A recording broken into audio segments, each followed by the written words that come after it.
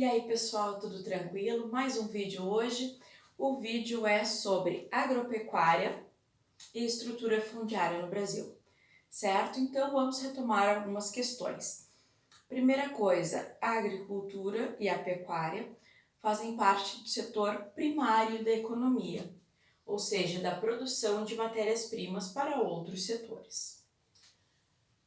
É interessante que a gente observe esse dado da utilização das terras no Brasil.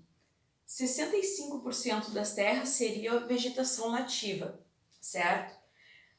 Estamos em 2020, com todas as queimadas que tivemos esse ano, né, com todos os incêndios criminosos que tivemos esse ano, provavelmente esse percentual tenha reduzido bastante. 23% do território nacional, pastagens. Esse dado aqui é de 2013, tá, gente? Então, o que acontece? Essa área que foi um dia vegetação nativa foi queimada e vai se transformar em pastagem no futuro bem próximo, tá? E aí se vão as riquezas naturais do Brasil. 7% agricultura, 7% do território nacional para agricultura e 5% para a urbanização, né, para que as pessoas possam morar neste país. Tranquilo até aí? Alguns de vocês podem achar que 65% de vegetação nativa é muito. Não, não é, gente, porque nesse pacote da vegetação nativa a gente tem várias áreas que são alagadas, que não poderiam ser utilizadas de outra forma que não a preservação ambiental, que por sinal é direito de todos, está na Constituição de 1988. É direito de todo cidadão brasileiro ter um ambiente equilibrado, certo? Então, atenção, gente, lei a lei deve ser cumprida, tranquilo? Em relação à agricultura no Brasil, quais são os fatores favoráveis, quais são os fatores positivos para que se tenha agricultura no Brasil? Tem-se um clima favorável, né? Em grande parte do Brasil. A gente tem que sempre pensar que o Brasil é um país de dimensões continentais. Então é um país com muita área, com grande extensão territorial. Então o que acontece? Temos áreas em que o clima não é tão favorável, com certeza. Temos as áreas de clima semiárido no interior do Nordeste e temos algumas áreas com clima subtropical aqui no sul, né, que também não favorecem a todos os tipos de cultivo, mas também consegue-se fazer um bom uso dessas áreas. O clima não se torna um impeditivo. A questão do relevo pouco acidentado. O termo, de repente, não ficou muito bom, mas a ideia é o quê? A gente não tem grandes desníveis topográficos em vastas áreas do país. Nós temos muitas áreas de planícies, né, e muitas áreas de planalto que podem ser utilizados para a agricultura, certo? As planícies são bastante utilizadas, até mesmo pela questão do quê? Do curso d'água próximo para servir para irrigação. Solo fértil em grande parte do país, certo? Temos algumas áreas em que os solos são ainda mais férteis, no caso do solo massapê, que a gente tem em parte do nordeste do país, principalmente na área mais próxima ao litoral. A questão da terra roxa também, que nós temos no sudeste, então são os solos mais férteis que nós temos. A questão do quê? Do grande mercado consumidor, tanto interno como externo. No Brasil somos mais de 200 milhões de habitantes, certo? Então, temos um grande mercado interno e temos também um grande mercado externo. A questão da expansão, da modernização da agricultura pode ser considerado um fator positivo. Quando eu falo em modernização, eu estou falando em técnicas que podem melhorar a produtividade e melhorar a forma de trabalho do agricultor. Como problemas, como questões negativas que nós temos dentro da agropecuária do Brasil como um todo. Nós temos o quê? Grandes contrastes técnicos. O que quer dizer isso? Que dependendo da área, dependendo de onde se localiza a propriedade, dependendo do poder aquisitivo dos donos da propriedade, nós temos um maior acesso ou um menor acesso às técnicas de produção. Temos um maior ou menor acesso a maquinário, temos um maior ou menor acesso a insumos, certo? Então nós temos grandes contrastes em relação à agricultura no Brasil.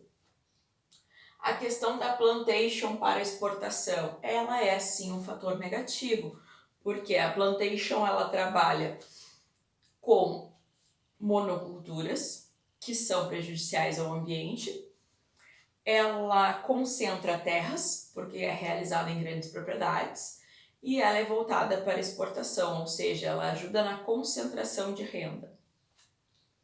A questão da estrutura fundiária concentradora é um dos grandes, se não o maior problema da agricultura e da pecuária no Brasil. É essa grande concentração de terras na mão de poucos.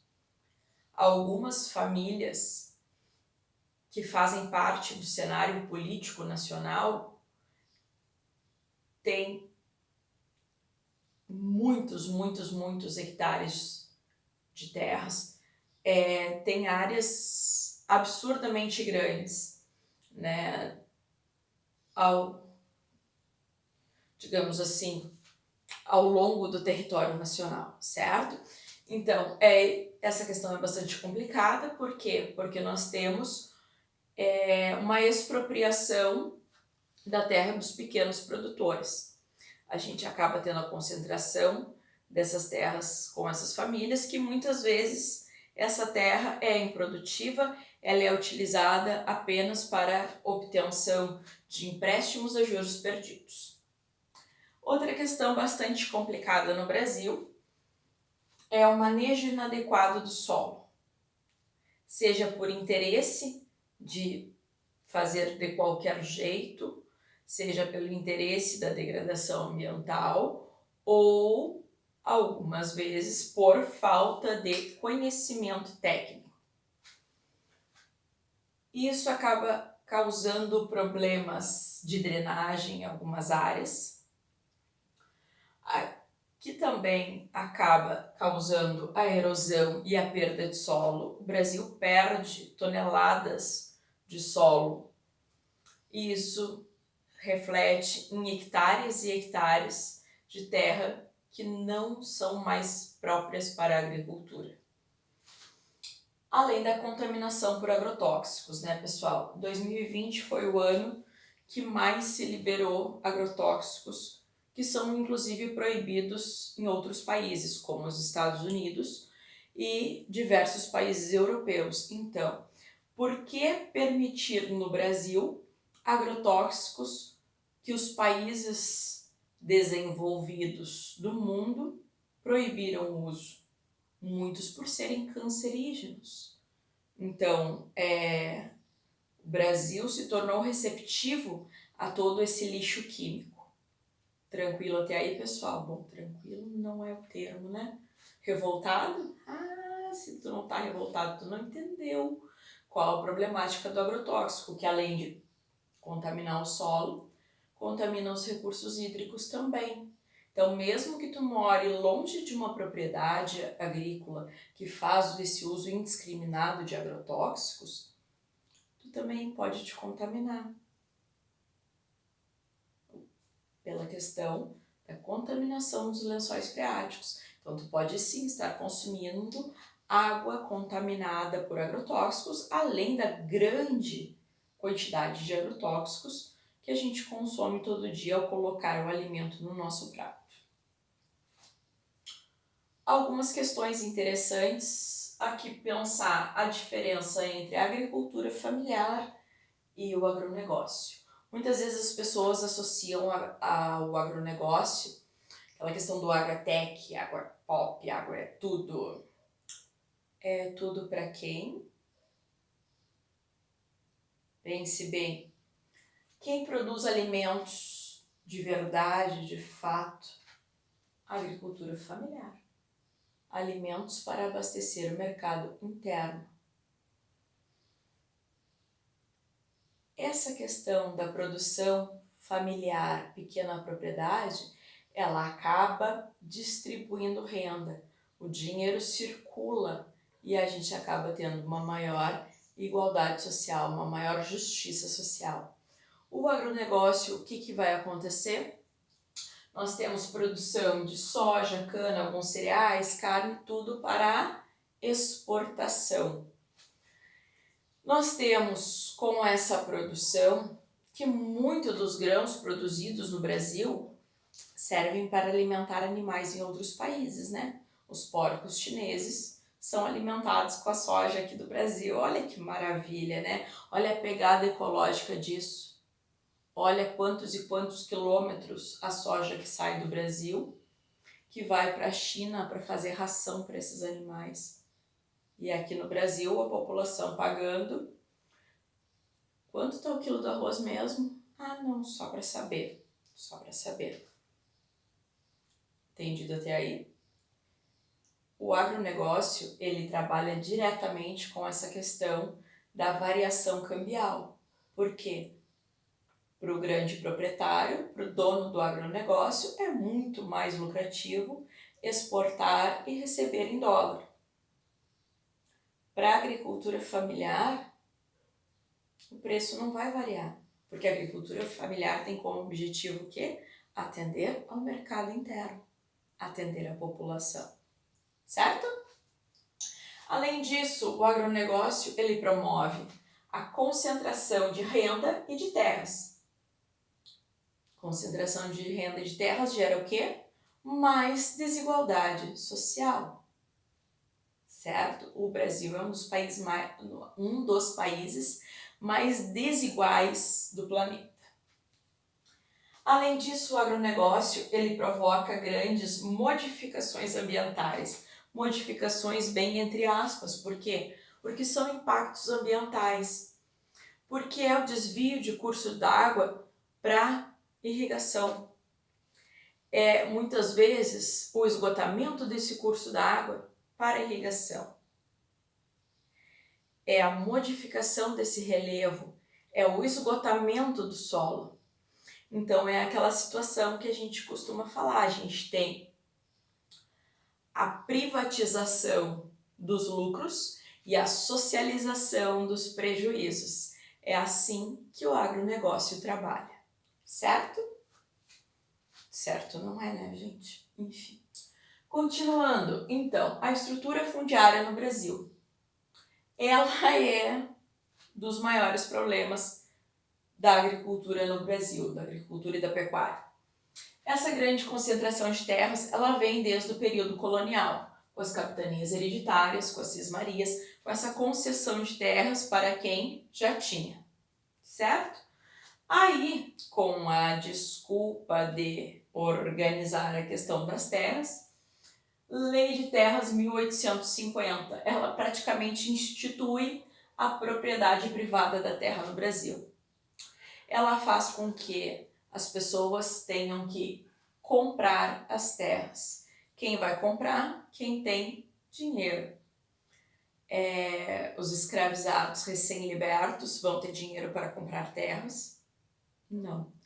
Imigrantes que estão chegando ao Brasil vão ter dinheiro para comprar terras? Não. Pequenos proprietários, pequenas pessoas que ocupavam terras para tentar produzir livremente vão conseguir, de fato, comprar e ter a legalização da terra que ocupavam? Não. Então, a Lei de Terras no Brasil, ela vai gerar concentração de terras. Mais e mais concentração de terras na mão de poucos, gerando o quê? Desigualdade social. A desigualdade social no Brasil, ela vem desde o início, desde os primórdios, né? Tudo que veio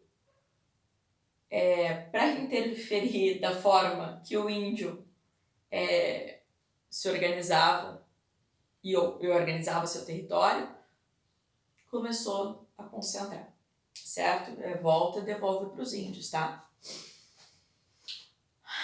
A partir de 1950, a gente começa a ter uma organização maior dos trabalhadores revoltados com essa questão da concentração de terras, porque o que ele queria? Um pedacinho de terra para poder plantar. Quem começa a se organizar? As ligas camponesas, né, pequenos produtores rurais, sindicatos de trabalhadores rurais.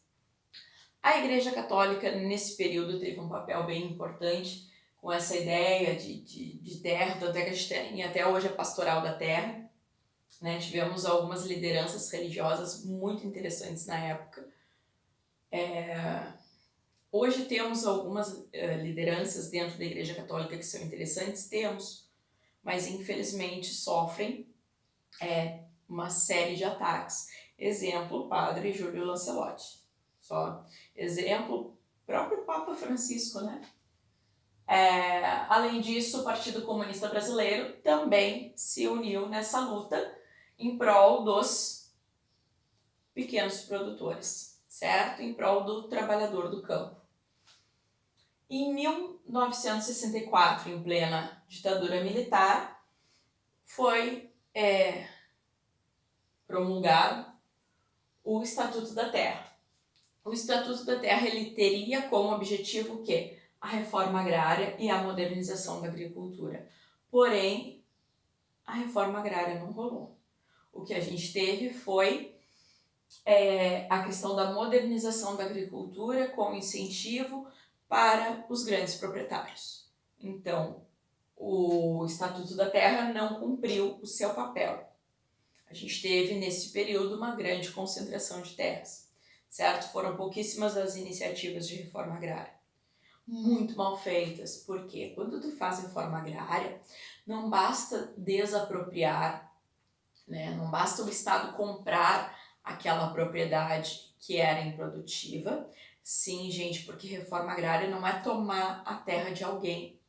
Né? Esse grande proprietário, esse latifundiário que tinha lá sua propriedade improdutiva, ele recebe dinheiro do governo, ele vende a terra para o governo, aquela terra improdutiva, ele vende para o governo, e o que o governo faz? Ele assenta ali trabalhadores que estão em busca da terra para poder trabalhar. Qual a questão? Uma das falhas do governo no passado e no presente também. Apesar que agora, no atual momento político do Brasil, a promessa foi que não teria reforma agrária, né? Que não teria reforma agrária. Teria-se a concentração cada vez maior de terras. Lembra do BBB do Congresso? A bancada da Bíblia, do boi e da bala. É o BBB que toma conta do Congresso Nacional. Continuando então, o que o Estado falha muitas vezes, né? Na questão da reforma agrária. Não basta largar o trabalhador lá, não basta dar para ele a terra. É necessário que o governo faça o seu papel de dar infraestrutura para aquele trabalhador. É importante que a rede de energia elétrica chegue até lá. Como é que ele vai resfriar o leite da vaca para poder vender se a energia elétrica não chega até lá? Entende? Como é que vai conseguir produzir se não consegue acesso à água? Certo? A própria questão das vias de acesso. Então, tudo isso deve ser pensado. Tranquilo até aí? 1988, fim da ditadura, né? Já tivemos o fim da ditadura. Em 88 nós temos a Constituição, que é a Constituição que está em vigor até hoje, viu? São as leis que devemos obedecer. Faz bem dar uma olhadinha na Constituição, saber teus direitos e deveres, né?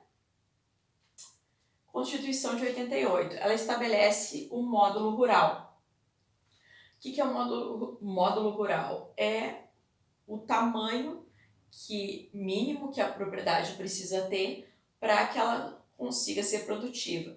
O módulo rural ele vai variar bastante de acordo com as condições geográficas do lugar, certo? E aí inclui o relevo, o clima, a própria localização espacial, certo? Porque conforme essas diferenças, tu vai ter mais, menos acesso, tu vai ter mais ou menos condições de produzir, né? Então, o módulo rural aqui no Rio Grande do Sul, ele varia dentro do próprio estado, o tamanho do módulo rural. É aquela questão, na Serra Gaúcha, muitas vezes uma família consegue sobreviver muito bem ali com 5 hectares, muitas vezes até menos que isso, consegue fazer uma produção bastante variada e ter o seu sustento. O mesmo não ocorre na região da campanha, certo?